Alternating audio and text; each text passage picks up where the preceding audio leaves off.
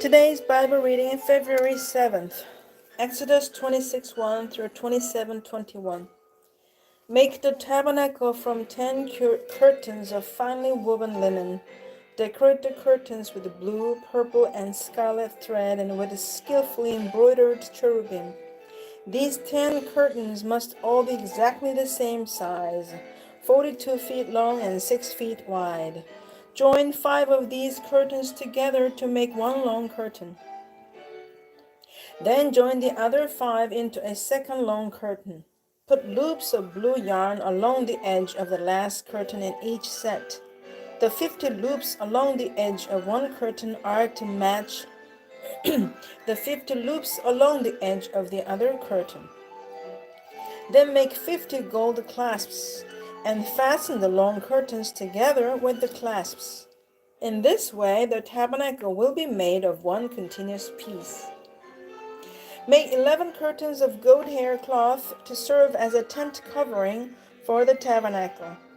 These 11 curtains must all be exactly the same size, 45 feet long and 6 feet wide. Join 5 of these curtains together to make one long curtain, and join the other 6 into a second long curtain. Allow 3 feet of material from the second set of curtains to hang over the front of the sacred tent. Make 50 loops for one edge of each large curtain. Then make 50 bronze clasps and fasten the loops of the long curtains with the clasps. In this way, the tent covering will be made of one continuous piece. The remaining 3 feet of this tent covering will be left to hang over the back of the tabernacle. Allow 18 inches of remaining material to hang down over each side, so the tabernacle is completely covered. Complete the tent covering with a protective layer of tanned ram skins and a layer of fine goat skin leather. For the framework of the tabernacle, construct frames of acacia wood. Each frame must be 15 feet high and 27 inches wide, with 2 pegs under each frame. Make all the frames identical. Make 20 of these frames to support the curtains on the south side of the tabernacle. Also make 40 silver bases, 2 bases under each frame with the pegs fitting securely into the bases.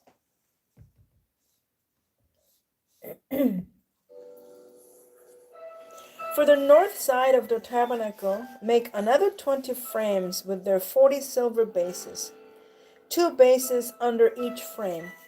Make 6 frames for the rear, the west side of the tabernacle, along with 2 additional frames to reinforce the rear corners of the tabernacle. These corner frames will be matched at the bottom and firmly attached at the top with a single ring, forming a single corner unit. Make both of these corner units the same way. So there will be 8 frames at the rear of the tabernacle, set in 16 silver bases, 2 bases under each frame.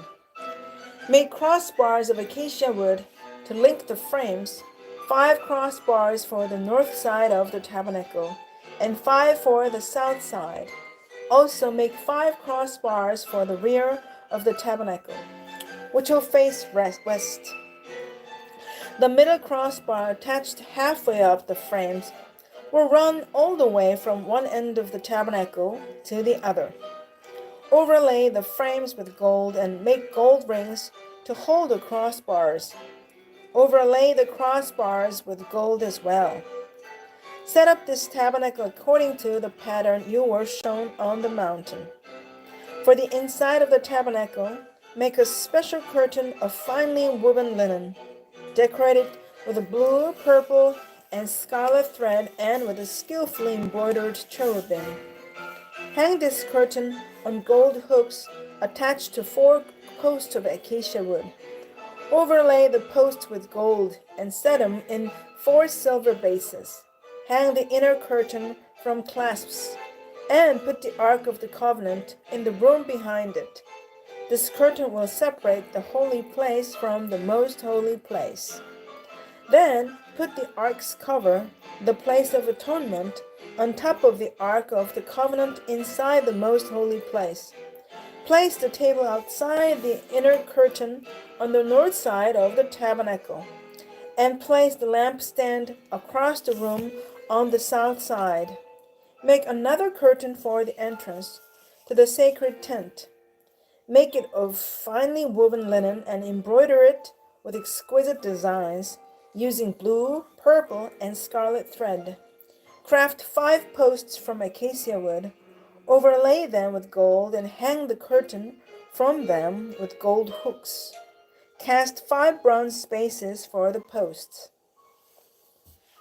Using acacia wood, construct a square altar 7.5 feet wide, 7.5 feet long, and 4.5 feet high.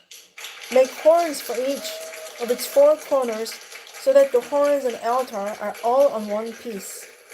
Overlay the altar with the bronze. Make ash buckets, shovels, basins, meat forks, and fire pans, all of bronze.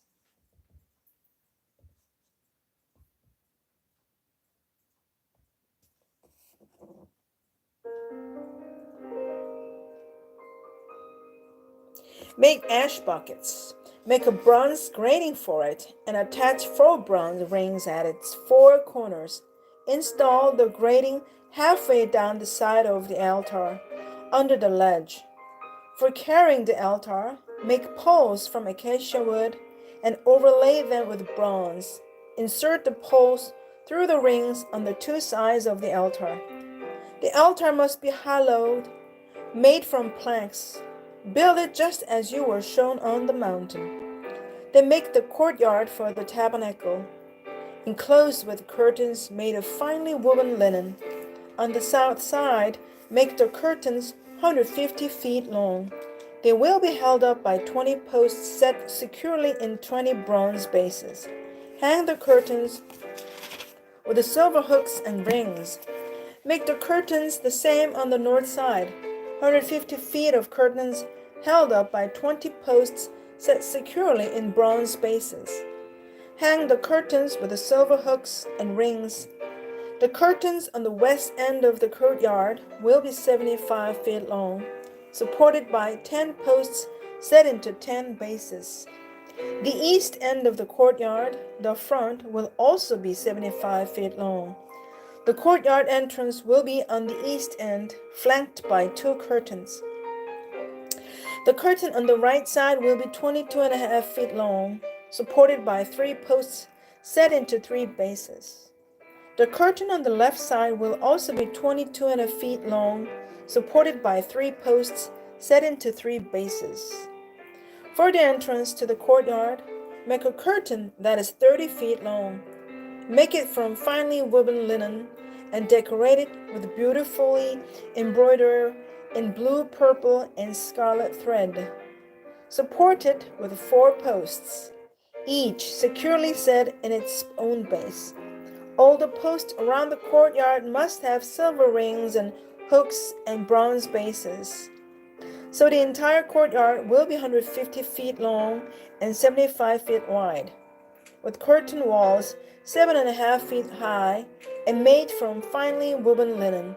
The bases for the post will be made of bronze. All the articles used in the rituals of the tabernacle, including all the tent pegs used to support the tabernacle and the courtyard curtains, must be made of bronze. Command the people of Israel to bring you pure oil of pressed olives for the light, to keep the lamps burning continually.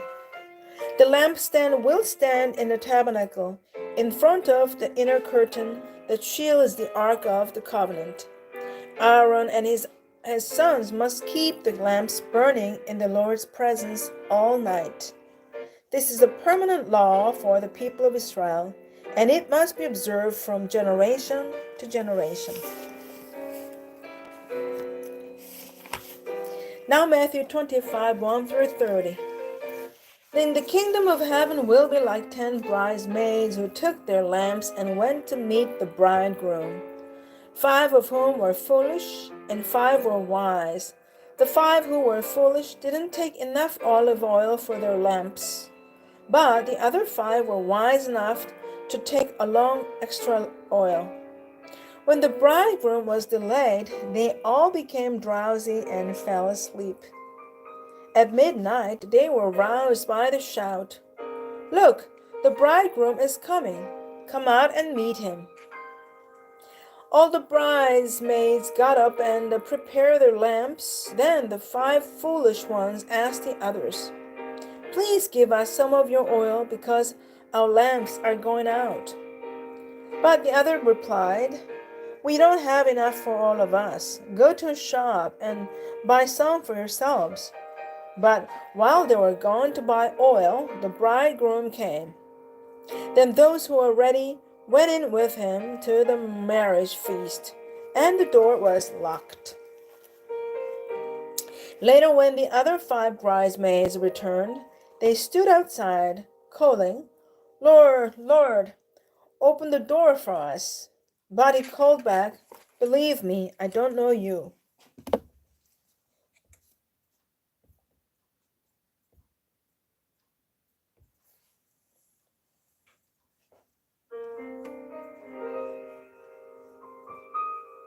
So you too must keep watch, for you do not know the day or hour of my return. Again, the kingdom of heaven can be illustrated by the story of a man going on a long trip. He called together his servants and entrusted his money to them while he was gone. He gave 5 bags of silver to one, 2 bags of silver to another, and 1 bag of silver to the last, dividing it in proportion to their abilities. He then left on his trip. The servant who received that 5 bags of silver began to invest the money and earned 5 more. The servant with 2 bags of silver also went to work and earned 2 more. But the servant who received the 1 bag of silver dug a hole in the ground and hid the master's money. After a long time, their master returned from his trip and called them to give an account of how they had used his money. The servant to whom he had entrusted the 5 bags of silver came forward with 5 more and said, "Master, you gave me 5 bags of silver to invest, and I have earned 5 more." The master was full of praise. "Well done, my good and faithful servant. You have been faithful in handling this small amount. So now I will give you many more responsibilities. Let's celebrate together." The servant who had received the 2 bags of silver came forward and said, "Master, you gave me 2 bags of silver to invest, and I have earned 2 more." The master said, "Well done, my good and faithful servant. You have been faithful in handling this small amount. So now I will give you many more responsibilities. Let's celebrate it together." Then the servant with the 1 bag of silver came and said, "Master, I knew you were a harsh man, harvesting crops you didn't plant and gathering crops you didn't cultivate. I was afraid I would lose your money, so I hid it in the earth. Look, here is your money back." But the master replied, "You wicked and lazy servant. If you knew I harvested crops I didn't plant and gathered crops I didn't cultivate, why didn't you deposit my money in the bank? At least I could have gotten some interest on it." Then he ordered, "Take the money from this servant and give it to the one with the 10 bags of silver. To those who use well what they are given, even more will be given, and they will have an abundance. But from those who do nothing, even what little they have will be taken away. Now throw this useless servant into outer darkness, where there will be weeping and gnashing of teeth."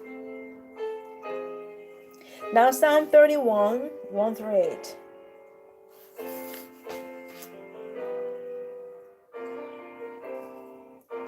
O Lord, I have come to you for protection.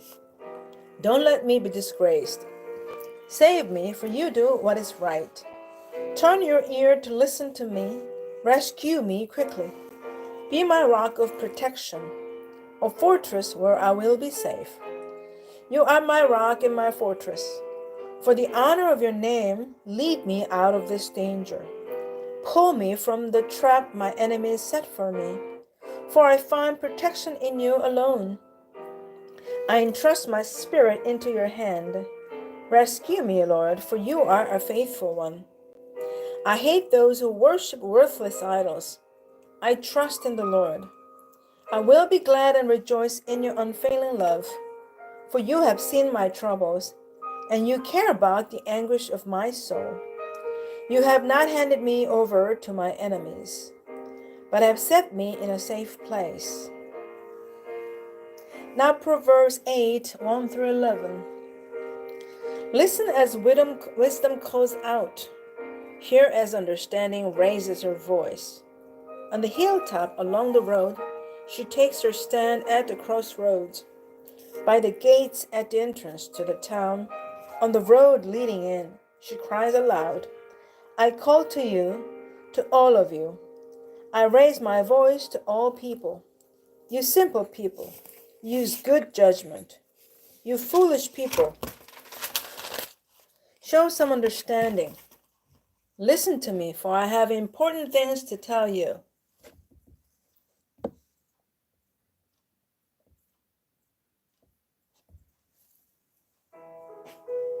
Everything I say is right, for I speak the truth and detest every kind of deception.